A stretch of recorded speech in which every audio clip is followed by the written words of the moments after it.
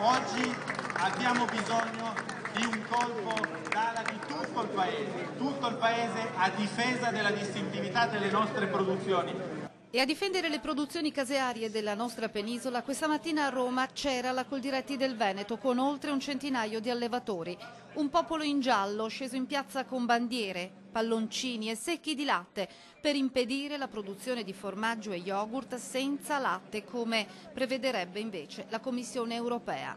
Con il via libera alla polvere di latte sparirebbero 487 formaggi tradizionali censiti dalle regioni italiane. Tra questi Grana Padano, Asiago, Montasio, Piave, Monte Verone e Casatella Trevigiana, solo per citare i DOP.